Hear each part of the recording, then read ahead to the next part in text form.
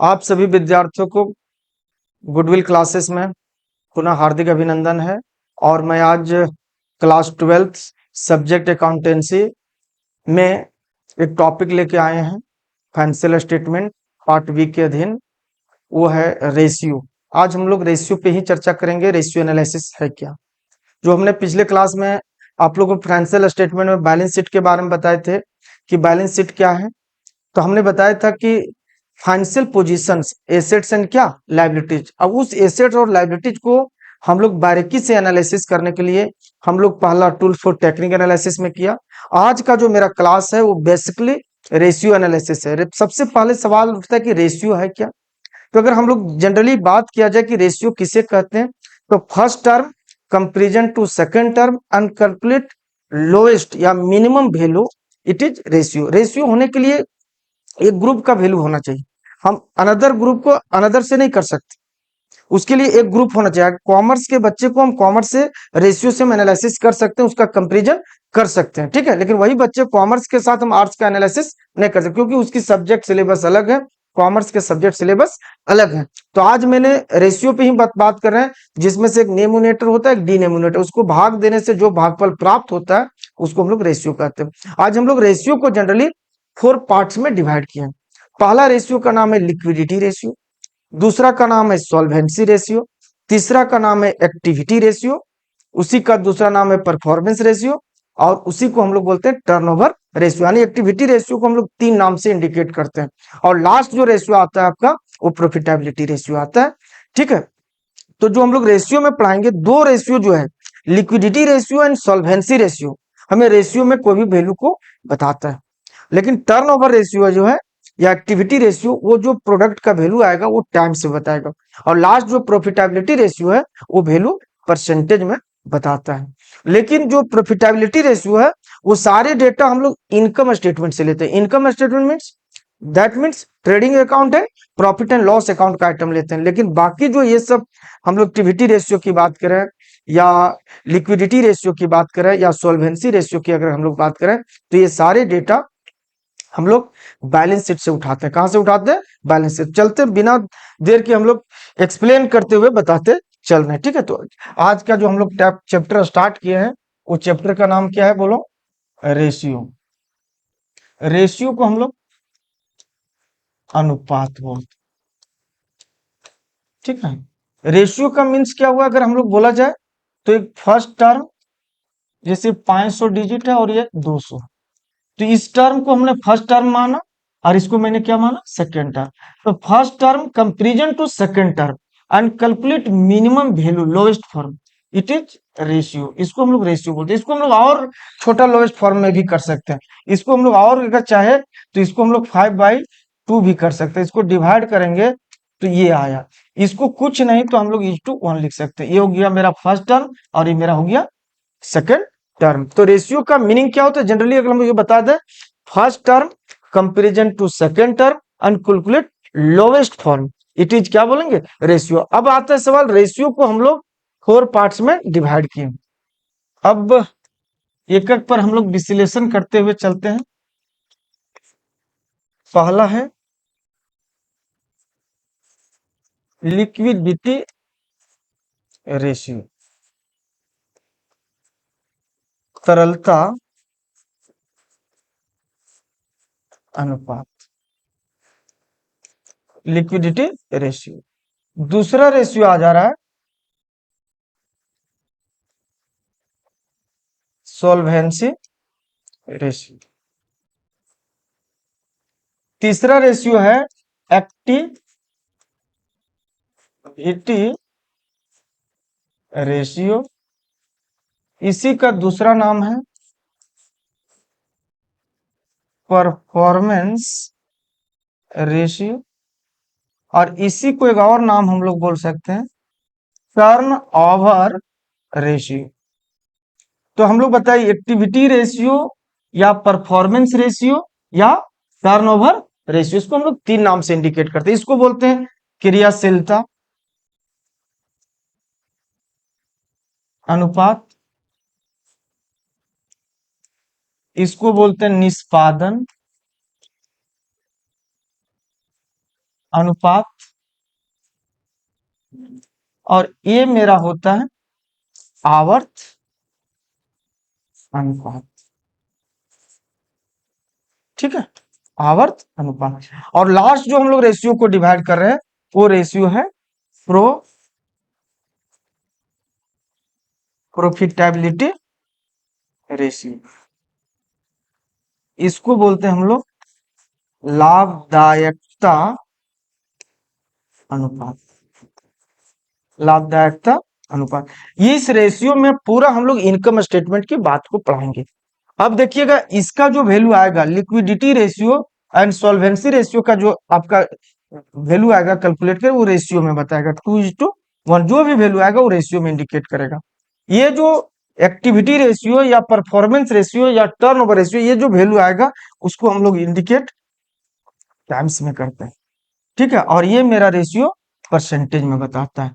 तो बताइए रेशियो को मैंने मीनिंग समझा दिया कि first term comparison to second term and calculate lowest form, it is ratio. Ratio को हम लोग विभाग जो हम लोग विभक्त किए हैं वो 4 भाग में बांटे। पहला लिक्विडिटी रेशियो, दूसरा सॉल्वेंसी रेशियो, तीसरा एक्टिविटी रेशियो या इसी का दूसरा नाम परफॉर्मेंस रेशियो या टर्नओवर रेशियो। ये वर्ड पकड़िएगा, कोई भी वर्ड पर अगर टर्नओवर लग जाएगा आप समझ आना एक्टिविटी रेशियो, और लास्ट आपका रेशियो है प्रॉफिटेबिलिटी रेशियो। अब हम लोग चलते हैं एक एक करके, हम लोग स्टार्टिंग करते हैं। जैसे में पहला है लिक्विडिटी रेशियो। कोई भी रेशियो पढ़ाएंगे उसमें से हम लोग जो स्टार्टिंग कुछ भी पढ़ाएंगे उसमें जो हम लोग जो बताए थे कि फाइनेंशियल स्टेटमेंट में 2 ही वैल्यू को हम लोग डेटा से उठा करके एनालिसिस करते हैं। जो पहला है बैलेंस शीट और दूसरा इनकम स्टेटमेंट। उसी का वैल्यू लेकर के हम लोग चाहे वो कैश फ्लो स्टेटमेंट पढ़ाएं या टूल फॉर टेक्निक एनालिसिस पढ़ाएं या रेशियो ने, उसी बैलेंस शीट के आइटम से हम लोग या इनकम स्टेटमेंट का आइटम उठा करके हम लोग एक एक चीज में एनालिसिस करते हैं। ठीक है, तो हम लोग एक एक स्टार्ट करना चाह रहे हैं। पहला वर्ड ही देखिए लिक्विडिटी रेशियो। ठीक है, अब इसी पे हम लोग अब चर्चा कर रहे हैं लिक्विडिटी रेशियो पर। पहला हम लोग स्टार्टिंग करने जा रहे हैं लिक्विडिटी रेशियो। समझना है, वर्ड से ही बता रहा है जिसमें 1 ईयर लेस हम कोई भी एसेट एंड लायबिलिटीज को यूज करेंगे जिसको हम कैश में बदलेंगे उसको हम लोग जनरली लिक्विडिटी रेशियो कहते हैं। ठीक है, अब लिक्विडिटी रेशियो बताने के लिए सबसे पहले हम लोग कोई भी चीज पढ़ाए ये बैलेंस शीट को समझना है। इस बैलेंस शीट में आप लोग 2 टाइप से मैंने बैलेंस शीट बताए थे, जिसमें से एक हॉरिजॉन्टल फॉर्म में था और एक वर्टिकल फॉर्म से। ये बैलेंस शीट में ये लायबिलिटीज है, अमाउंट्स है, आरएस, ये मेरा एसेट्स है और ये मेरा अमाउंट्स। अब जनरली हम लोग जो पुराना बैलेंस शीट बना रहे थे एसेट्स को हम लोग 3 कैटेगरीज में डिवाइड किए थे, जिसमें से पहला फिक्स एसेट, दूसरा करंट एसेट्स और तीसरा था मेरा फिक्टिशियस एसेट्स। ठीक है, पहला फिक्स एसेट, दूसरा करंट एसेट और तीसरा फिक्टिशियस एसेट। और फिक्स लायबिलिटीज में मैंने डिवाइड किया था पहला शेयर होल्डर फंड, दूसरा नन करंट लायबिलिटीज और लास्ट था मेरा करंट लायबिलिटी। और ये बैलेंस शीट दोनों तरफ क्या होता है इक्वल होता है। तो अभी जो मैंने लिक्विडिटी रेशियो पढ़ाएंगे उसमें से जो आइटम उठाएंगे वो मेरा है current asset and current liability. इसी डेटा को हम लोग यूज करेंगे। ये समझ लो ये मेरा एक तरह से पूरा अथाह समुद्र के समान है। हमको जो जरूरत जितना ही जरूरत चाहिए उतना ही से यहाँ से वैल्यू उठाएंगे। तो पहला लिक्विडिटी रेशियो में जो हम यूज करेंगे वो ओनली फॉर करंट एसेट है करंट लायबिलिटी। इसी बैलेंस शीट के बेस पर हम सारे डेटा को समझाने का प्रयास कर रहे हैं। तो चलते लिक्विडिटी रेशियो में पहला आता है, ध्यान दीजिएगा, करंट रेशियो। करंट रेशियो बराबर फॉर्मूला होता है current assets by current liability. Current ratio बराबर जब भी हम फॉर्मूला पूछे तो current asset by current liability. इस जो ब्रह्मांड समुद्र आपका दिया हुआ बैलेंस शीट पूरा डिटेल, इसमें जितने जरूरत है उसी आइटम को उठाना है। तो बताइए करंट रेशियो बराबर, इसको हम शॉर्ट में बोल सकते हैं CR। करंट रेशियो बराबर CA बाई CL। अब आता है दूसरा रेशियो CA बाई CL। दूसरा आता है इसमें आप लोग का वो आता है क्विक रेशियो।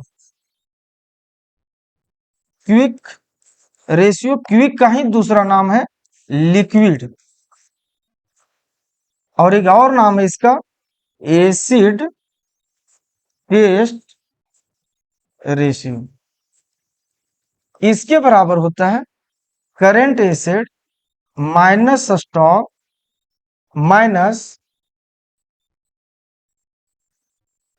प्रीपेड एक्सपेंसेस भागा करंट लायबिलिटी। अब जो बोलते हैं जो माइनस स्टॉक इन्वेंट्री के अंतर्गत जो भी सब हेड के अंदर आता है इन्वेंट्री के अंतर्गत वो सारे माइनस होंगे। तो बताइए क्विक रेशियो का दूसरा नाम लिक्विड रेशियो या एसिड टेस्ट रेशियो, इसके बराबर होगा current acid minus stock minus prepaid expenses भागा करंट लायबिलिटी। स्टॉक ही नहीं, लूज टूल्स जो भी आते हैं आपके इन्वेंट्री के अंदर, रॉ मटेरियल फिनिश गुड्स, वो सब भी माइनस होगा, लेकिन वो सब जनरली रहता नहीं, इसीलिए हम लोग स्टॉक और क्या लिखते हैं प्रीपेड एक्सपेंसेस। ठीक है, और इसको एक दूसरा फॉर्मूला लिखना चाहते हो लिक्विड रेशियो बराबर, तो आप लिख सकते हैं लिक्विड एसिड्स भागा करंट लायबिलिटी। लिक्विड एसिड भागा करंट लायबिलिटी। अब सवाल उठता है लिक्विड एसिड किसको कहते हैं? करंट एसिड में ये सारे अगर नहीं लेंगे, स्टॉक या प्रीपेड या इन्वेंट्री ग्रुप में जो आता है तो वो छोड़ देंगे, तो सारे एसिड क्या आ जाएंगे लिक्विड एसिड।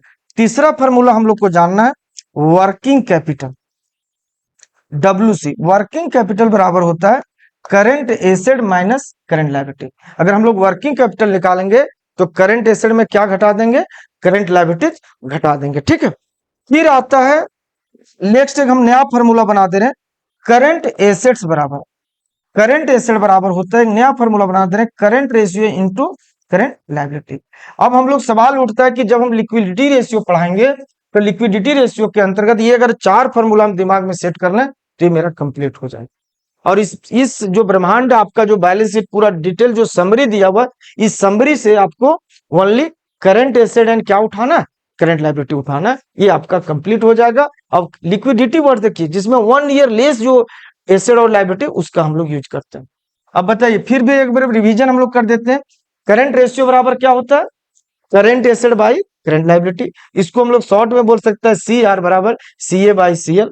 क्विक रेशियो का दूसरा नाम लिक्विड या एसिड टेस्ट रेशियो बराबर होता है current acid minus stock minus prepaid भागा क्या करंट लायबिलिटी, या लिक्विड रेशियो बराबर लिक्विड एसिड भागा करंट लायबिलिटी। वर्किंग कैपिटल बराबर होता है current acid minus current liability, और CA बराबर होता है current ratio into current liability. इस प्रकार से हम लोग का लिक्विडिटी रेशियो कंप्लीट हो जाएगा।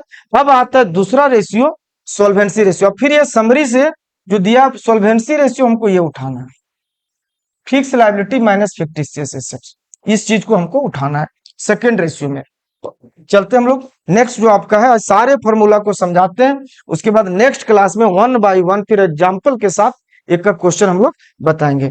ठीक है, तो चलते हैं। अब सेकेंड जो हम लोग है वो आपका कौन है, सॉल्वेंसी रेशियो बताने जा रहे हैं। बी नंबर सेकेंड आपका है सॉल्वेंसी रेशियो। सॉल्वेंसी रेशियो में पहला आता है आपका डेब्ट इक्विटी रेशियो। इसके बराबर होता है long term loan by share holder fund. इसमें बहुत सारा फॉर्मूला हम बना सकते हैं। लॉन्ग टर्म डेब्ट भी बोल सकते हैं, नॉन करंट लायबिलिटी बोल सकते हैं, ठीक है, या डेब्ट भी बोल सकते हैं लॉन्ग टर्म डेब्ट बाय शेयर होल्डर फंड या प्रोप्राइटर फंड हम लोग बोल सकते हैं। ठीक है, बहुत सारे फॉर्मूला हैं। अब उठता है सवाल कि हम लोग लॉन्ग टर्म डेब्ट किसको बोलते हैं, वेयर लॉन्ग टर्म डेब्ट बराबर या लॉन्ग टर्म लोन बराबर बराबर जितने तरह के आते हैं, चाहे वो लॉन्ग टर्म ब्रोइंग हो, long term ब्रोइंग plus long term provision, या जो भी है डिवेंचर्स है प्लस मॉर्गेज है प्लस बॉन्ड्स है, या अदर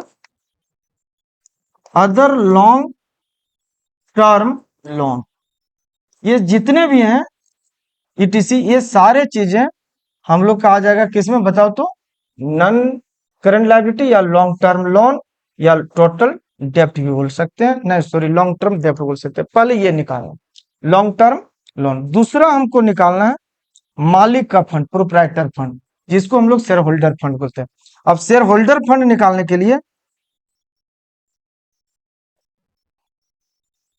शेयर होल्डर फंड निकालने के लिए ध्यान देना है, हमको लेना इंटरनल फंड, इंटरनल लायबिलिटी, जिसके अंतर्गत कैपिटल हो, कोई भी capital, plus reserve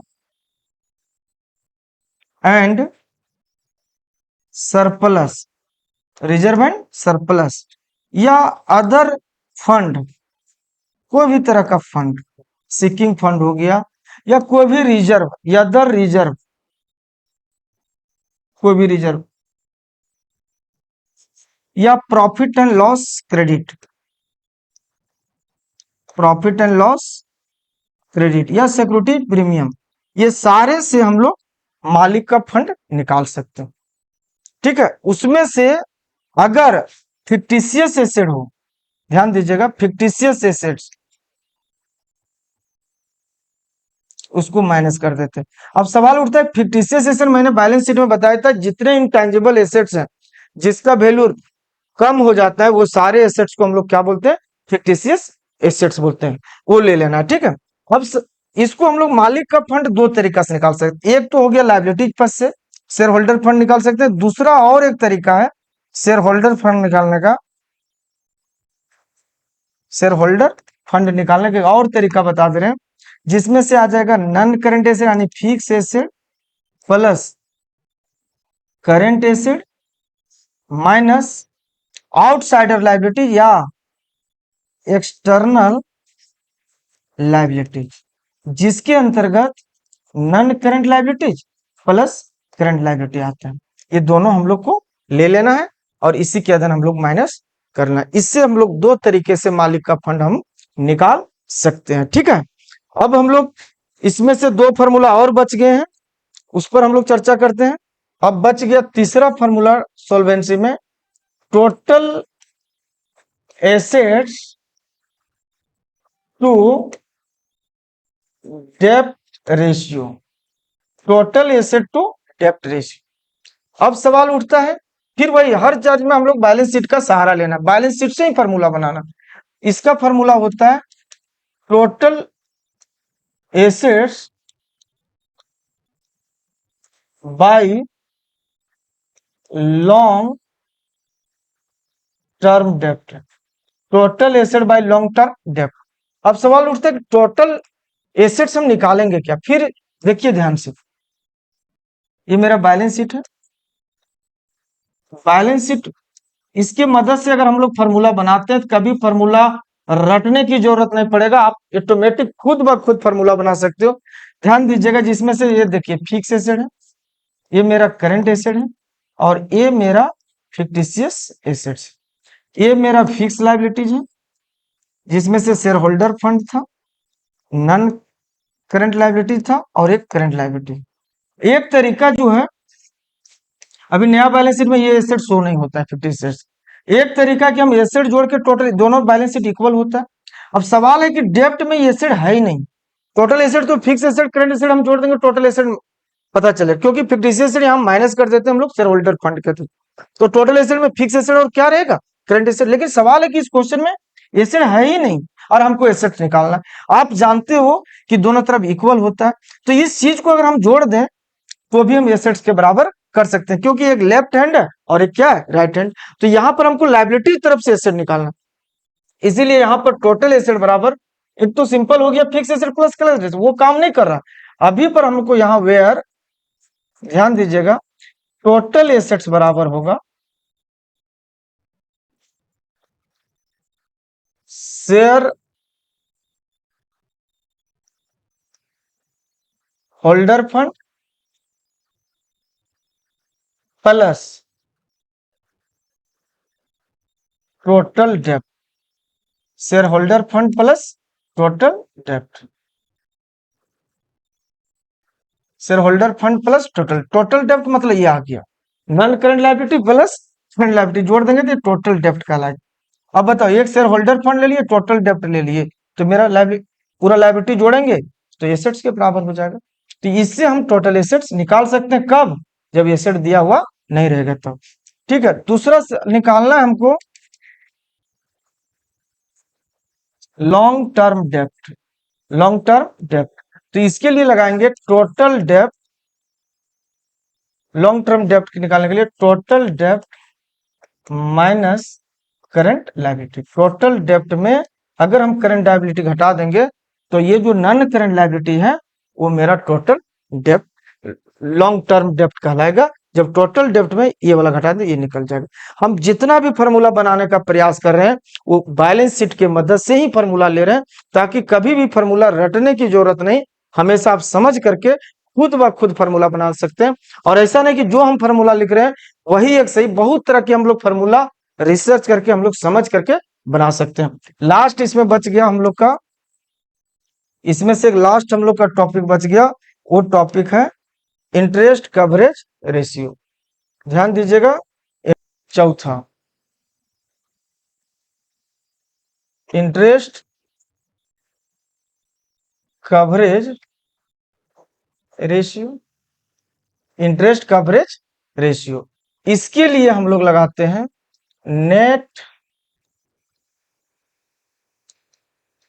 net profit before interest and tax भागा लॉन्ग टर्म इंटरेस्ट डेप्ट, लॉन्ग टर्म इंटरेस्ट डेप्ट।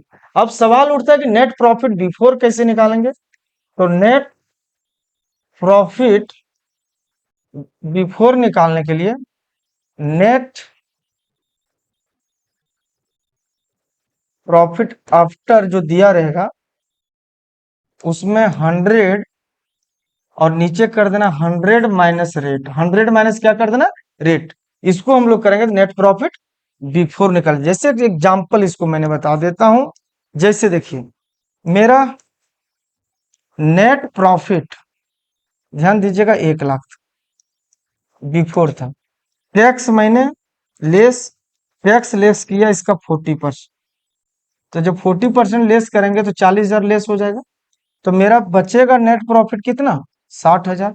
ये नेट प्रॉफिट बिफोर नहीं, नेट प्रॉफिट मेरा क्या है? आफ्टर है। तो टैक्स देने के बाद क्या बचा? 60,000। अब हमको क्वेश्चन में ये चीज दिया हुआ है, हमको ये वैल्यू निकालना। अगर ये दिया रहता तो 1 लाख का 40% हम निकालेंगे, 40,000 आ जाएगा। लेकिन इससे अगर निकालना रहे तो ये प्रक्रिया अपनाना, 60,000 इंटू कर देना ऊपर 100 और नीचे 100 माइनस रेट, रेट कितना परसेंट था? 40% करेंगे तो 60,000 इंटू 100 और नीचे हो जाएगा 60, 60 में 60 कट जाएगा, यानी जो आपका वैल्यू आएगा वो 1 लाख रुपया आ जाएगा बिफोर। इस तरह से हम लोग इसको निकाल लेंगे। और इस प्रकार से आज मैंने रेशियो में 2 रेशियो का फॉर्मूला को समझाने का प्रयास बैलेंस शीट के मदद से किए हैं। उसमें से पहला लिक्विडिटी रेशियो एंड दूसरा सोल्वेंसी रेशियो को बताएं। नेक्स्ट क्लास में इसको एग्जाम्पल के साथ एक एक रेशियो पर मैंने क्वेश्चन बताते हुए इसको एक्सप्लेन करेंगे। और इसी प्रकार से एक्टिविटी रेशियो भी और प्रॉफिटेबिलिटी रेशियो भी, जो भी 2-3 क्लास लगे, इसको मैंने बारीकी से इतनी बढ़िया से समझा देंगे ताकि आप कभी भी 11 में हो, सॉरी 12th में हो या ग्रेजुएशन में कहीं भी रेशियो एनालिसिस आपको बहुत जगह पढ़ना पड़ेगा, CMA CS कभी भी आप कोई भी कोर्सेज करेंगे तो ये चैप्टर्स आपको बहुत ही बेनिफिट होगा। और मैं सभी बच्चों को बोलते हैं कि अगर आप जो फाइनेंशियल स्टेटमेंट पढ़ रहे हो, 11 में भी आपने trading account, profit and loss और बैलेंस शीट पढ़े होंगे, उस चीज को 11 में आपने ग्रॉस प्रॉफिट, नेट प्रॉफिट और एसेट लायबिलिटी जाना, उस चीज को बारीकी से एक एक चीज को एनालिसिस करने के लिए हम लोग 12th में भी पढ़ा रहे हैं। और आगे चल करके और जितने भी कोर्सेज करेंगे इसमें हर जगह ये सब टॉपिक्स हैं जो आपके हमेशा मदद करेंगे। इसी प्रकार हम लोग एक एक चीज पर एक्सप्लेन करेंगे। तो आज मैंने रेशियो में 2 टॉपिक पर डिटेल चर्चा किया, लिक्विडिटी रेशियो और क्या, सॉल्वेंसी रेशियो, फिर मैंने एक्टिविटी रेशियो और प्रॉफिटेबिलिटी बताएंगे, और सारे फॉर्मूला बताने के बाद फिर एग्जाम्पल के साथ एक एक क्वेश्चन को बताएंगे। धन्यवाद। ज्यादा से ज्यादा वीडियो शेयर कर दीजिएगा ताकि ज्यादा व्यक्ति को इसका लाभ मिल सके, और हम लोग जहां तक हो प्रयास, हमने अपना सेवा के भाव से इस तरह के हम लोग काम करना चाहिए ताकि सभी व्यक्ति को अपना बेनिफिट उठा सके और समाज में अच्छा अपनी पहचान बनाए और नॉलेज प्राप्त करके वो अच्छा व्यक्ति कर सके। धन्यवाद।